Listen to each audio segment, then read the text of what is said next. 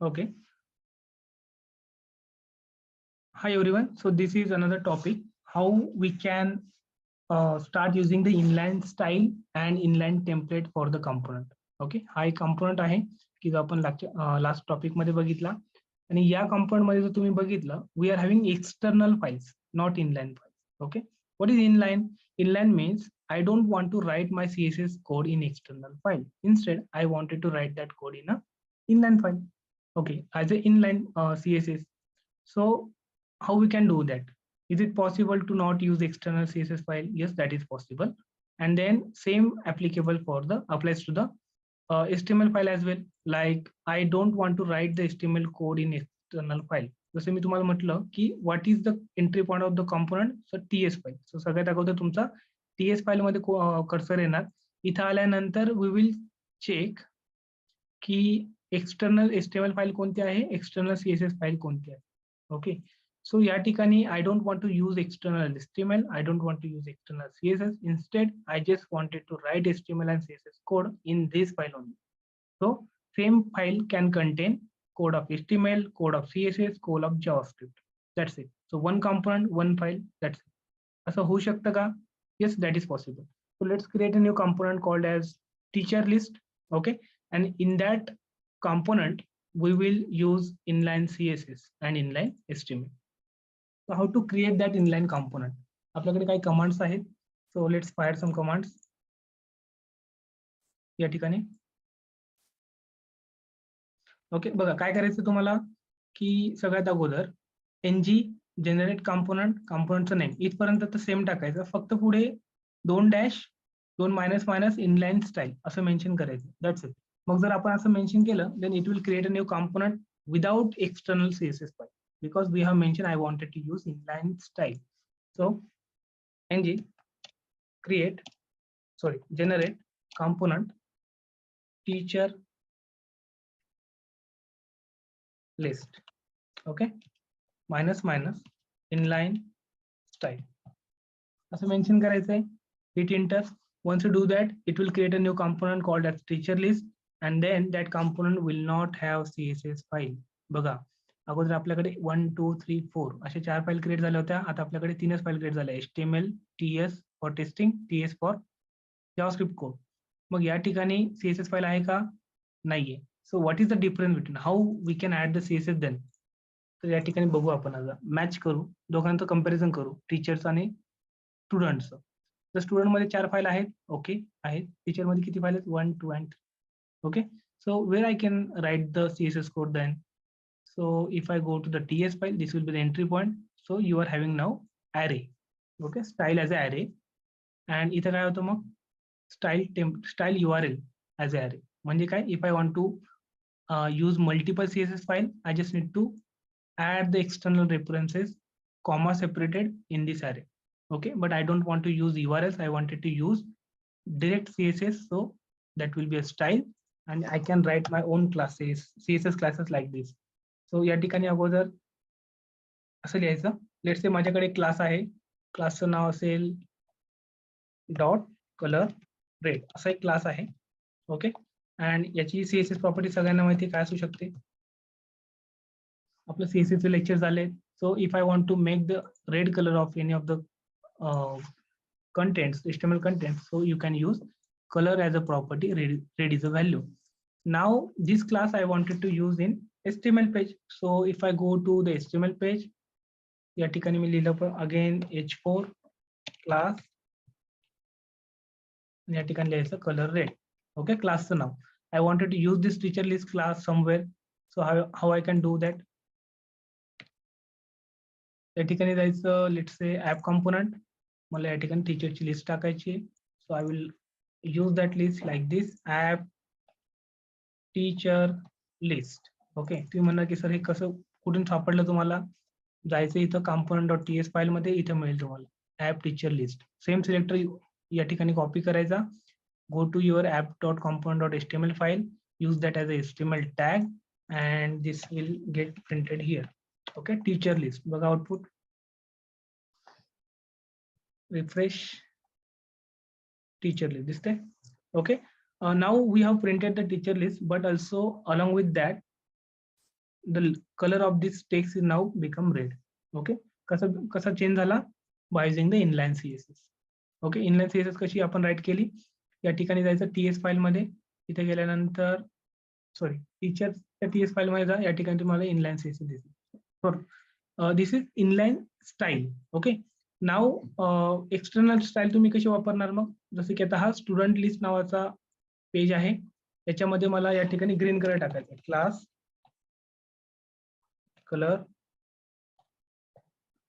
Green. Okay, मग colour green class आहे, dash करतो मी त्याला. आता हा क्लास मला कुठे टाकावा लागेल? मला एक सांगा की स्टुडंट लिस्ट काय आहे? So we are using external CSS here. Okay, you can just confirm in TS file या ठिकाणी.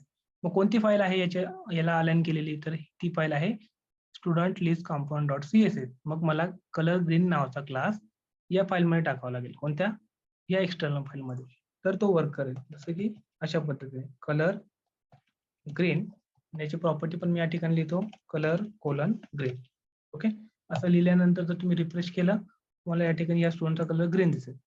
Okay, so this is external, this is embedded, not inline actually, this is embedded.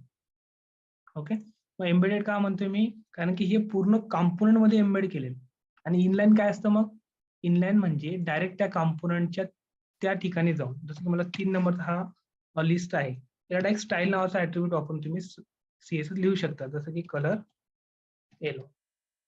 हे झालं inline. दिसतंय yellow colour? So आपण 3 प्रकारचे CSS आपण या ठिकाणी वापरले आहेत. हा आहे external CSS, this is your inline CSS, this is your embedded CSS for this component. Okay, हे झालं inline CSS. Now how to use inline HTML. Okay, how we have created the inline CSS component by just adding minus inline dash style.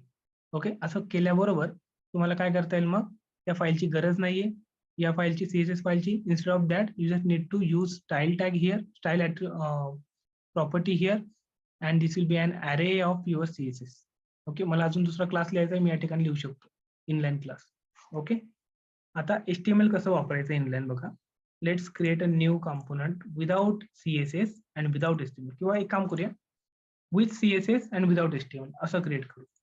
मग कसं create करणार? Again ng generate component courses. Okay, courses list. आणि या ठिकाणी तुम्ही काय करता आता? Dash dash inline dash HTML, enter. बस, आता काय केलं? अगोदर काय लिहिलं होतं? Inline style. आता काय लिहायचं? Inline template, not HTML, sorry.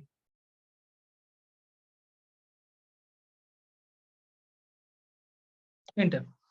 आता बघा काय होणार की it will create a new component without HTML file. 3च फाईल क्रिएट झालेला आहे. एक TS file for testing, TS file for JavaScript code and CSS file. There is no HTML file now. Okay, so जरा डिफरन्शिएट करू, compare करा. काय झालंय बघा, एक टेम्पलेट नावाचा क्लास आहे, सॉरी प्रॉपर्टी आहे, आणि त्याच्या आत आपला HTMLचा कोड आहे. या ठिकाणी स्टाईल URL आला अगेन. ओके, स्टाईल URL आला म्हणजे काय? We are using the external CSS file, but we are using the inline HTML code. So this is how we can use the inline HTML. So you can add HTML code here itself like this: h1 open, h1 close. Okay, this is your courses list. If you want to render this list in your app component, copy the selector, go to the app component .html file, copy this everything, courses list, या ठिकाणी लिहायचं courses. बघा आलंय courses list and course list works. Course list works कुठून आलं? So this is your HTML inline code, sorry inline HTML code. या ठिकाणी जर तुम्ही गेले courses list .ts and इथं बघा this is your inline HTML code. आता आपल्याला फायनली एकच असा कंपोनंट क्रिएट करायचा की जो इनलाईन HTML असेल आणि इनलाईन CSS असेल. We can also modify the existing component. Okay, whatever we want. असं नाही की नवीनच क्रिएट केला पाहिजे. मग मला जर इनलाईन CSS पाहिजे असेल तर मला काय करावं लागेल? या ठिकाणी स्टाईल्स म्हणावं. ओके, या ठिकाणी स्टाईल म्हटल्यानंतर मी स्टाईलचा कोड लिहू शकतो. अशा पद्धतीने. ओके, अँड देन मला ही CSS फाईल डिलीट करून टाकावी. So we can also modify the current component if you want to use the inline CSS or HTML. Okay, but how to create a new component with inline style and inline HTML? So let's try it. आता आपल्याला एक नवीन component create करायचं आहे. इथे काय झालं?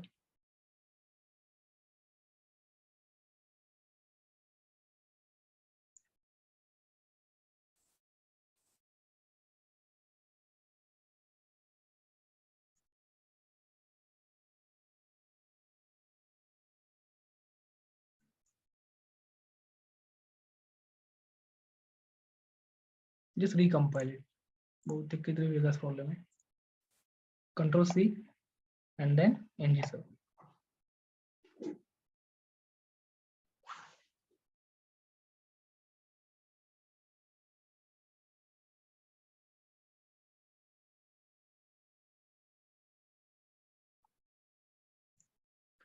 The class user list component is listed in declarations of the ng model app model, but it is not a directive or component. Okay, काहीतरी चुकलं आपलं युजर्स लिस्ट मध्ये.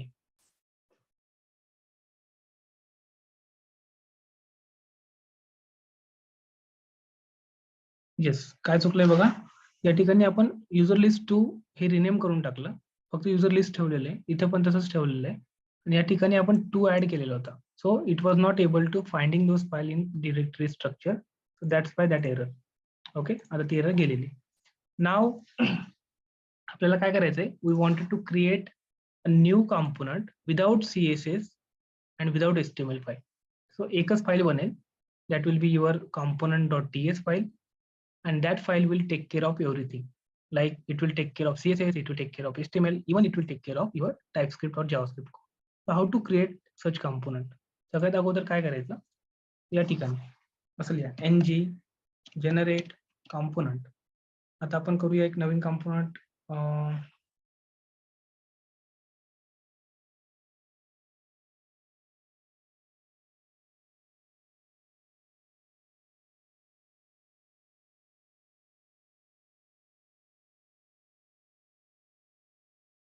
Let's say header only. Okay, header नावाचा component create करायचा आहे आणि त्याला आपल्याला CSS नको आहे. सो इनलाइन स्टाईल आणि along with this you can add space - inline template. Okay, असं नाही की तुम्हाला फक्त एका वेळेस एकच टाकता येऊ शकतं, इनलाइन स्टाईल किंवा inline template. Instead of that, you can add both while creating your component. And now you can see it will create a new component without CSS and without HTML file. या ठिकाणी फक्त एकच file आलेली आहे, ही वाली. Okay, ही just ignore करा. प्रत्येक वेळेस आपण याच्याबद्दल डिस्कस नाही करू. एकच फाईल आहे इथं, याच्याबद्दल फक्त एकदा डिस्कस करूया. This will require for adding a test cases for this file. Okay, म्हणजे काय, एंड ऑफ द डे तुम्हाला एकच फाईल आहे की जिथे तुम्हाला सोर्स कोड करायचा आहे, असं आपल्या ऍप्लिकेशन रिलेटेड कोड करायचा आहे. That will be nothing but this file only. Okay, so आपल्याकडे एकच फाईल आलेली आहे की that will take care of everything like HTML and CSS all. या ठिकाणी जर तुम्ही बघितलं, हेडर नावाचा एक फोल्डर आहे, त्याच्या आत तुम्हाला एकच फाईल दिसेल, header.component.ts. If you open that file, it is having the inline HTML, it is having the inline CSS. So you can add a class Italy, okay, and add the CSS here only. You don't need to create a new external file and add there. Create a new class Italic and add a CSS property. काय असेल, font style Italic. आठवतंय का? असं नाही की आपण जे अगोदर शिकलोय ते इकडे कामात येणार. इकडे सगळं, इकडे फक्त तुम्हाला काय करायचंय, त्याचं मेकॅनिझम समजून घ्यायचं की अँग्युलर कसं चालतं, आणि मग ऍट द एंड तुम्हाला तेच वापरायचंय. CSSच्या प्रॉपर्टीज किंवा जे काही आपण तिकडे शिकलेलो आहे, इव्हेंट्स वगैरे, ते सगळे इकडे वापरायचे. ते तिकडचं आपलं HTML जे आपण लिहितो तेच HTML वापरायचं. फक्त कुठं लिहायचं हे महत्वाचं आहे. HTMLचा कोड इथं लिहा, CSSचा कोड इथं लिहा. ओके, त्याच्यानंतर इव्हेंट्स वगैरे असतील, फंक्शन कसे क्रिएट करायचे ते या ठिकाणी लिहा. म्हणजे या ठिकाणी जावास्क्रिप्टचा कोड लिहा indirectly. This is your CSS, this is your HTML. If you are using component without external CSS and HTML. But जर तुमच्याकडे असा रेग्युलर कॉम्पोनंट असेल की जो आपण सगळ्यात अगोदर क्रिएट केला होता युजर लिस्ट, की ज्याच्यामध्ये तुम्हाला एक्सटर्नल फाईल सुद्धा असते आणि मग you don't have to write HTML code here, instead you can write it into your HTML file. Okay, आता आपल्याला हा जो आपण नवीन कॉम्पोनंट बनवला आहे त्याचं नाव आहे हेडर. तर हेडर नावाचं component let's print into this file. त्याला कमेंट केला. कमेंट केल्यानंतर हेडरचा कोड कसा टाकणार? मग हेडरचं सिलेक्टर काय असेल? सगळ्यात अगोदर रूट कॉम्पोनंटचं नाव ॲप डॅश, आपल्या कॉम्पोनंटचं नाव काय नाव आहे? Header dash, that's it. Okay, बघा आलंय का? हेडर वर्क्स आलंय आणि ते इटॅलिक सुद्धा झालेलं आहे. म्हणजे काय? We can use inline CSS and inline HTML like this. Any doubt so far? समजलंय की how to create a component, how to create component with inline CSS, how to create component with inline HTML, and how to create component with inline CSS and HTML. Next काय अजून बघितलं आपण? How to use the component, what is selector, okay, where to register that component, why to register that component, या सगळ्या गोष्टी आपण आता बघितल्या. तर तुम्हाला स्टिल काही डाऊट असेल तर विचारा, otherwise we will move on the next topic. Sir कोणती वे बेस्ट आहे मग ते? सॉरी उमेश, सर ते मग क्रिएट करायची वे कोणती बेस्ट आहे? म्हणजे मल्टिपल फाईल करून का एकाच फाईल that मध्ये will चेंज करून? depend on your current scenario. Okay, समजा आता वे तुम्हाला सांगतो कधी कोणता सिनारिओ आपण पिक केला पाहिजे. असा एक सिनारिओ आहे की तुमचा एक कॉम्पोनंट खूप छोटासा आहे, म्हणजे लेट्स से हा कॉम्पोनंट तुमचा, या कॉम्पोनंटचं काय नाव आहे? Just display the corporate information. Okay, मग आपल्याला इथं CSS चं जास्त काही काम नाही. ओके, एवढंच म्हणते मी, फक्त लिंक्डइन कॉर्पोरेशन @2018 एवढंच कॉम्पोनंट आहे. आणि तुम्हाला याला कॉम्पोनंट का करावा लागला? Because this information you wanted to print in each and every page. Okay, so you don't want to just duplicate your code again and again. Instead, you will go and create a corporate component which will have this information, right? So याच्यात जर तुम्ही बघितलं तर HTML code is very less. Even CSS code is also very less. So why we create external files and increase the size of our project? Instead of that, just create inline CSS and HTML component. Write this HTML content into the TS file only, write the CSS code in the TS file only, and make reuse of that component in multiple pages. So this is the like scenario where we should go for that. Otherwise तुमच्याकडे असा component आहे invitation नावाचा, की याच्यामध्ये खूप सारे HTML complex, त्याच्यानंतर याच्यामध्ये तुम्हाला खूप सारं CSS वापरावे लागणार, जसं की राऊंड करा, या ठिकाणी बटन टाकायचं आहे, ब्ल्यू करायचे, बॉर्डर द्यायची, या ठिकाणी तुम्हाला बॉर्डर दिलेली आहे. म्हणजे CSS पण जरा कॉम्प्लेक्स आहे. मग असं असेल then you should go with the regular component, like create the external files. समजलं? So you need to pick the scenarios as per your current requirement. Okay, current you will need to pick the approach as per your current scenario. Okay, sir. अजून कोणाला काही doubt? No doubt. Let's stop the recording and move on the next topic. Stop recording.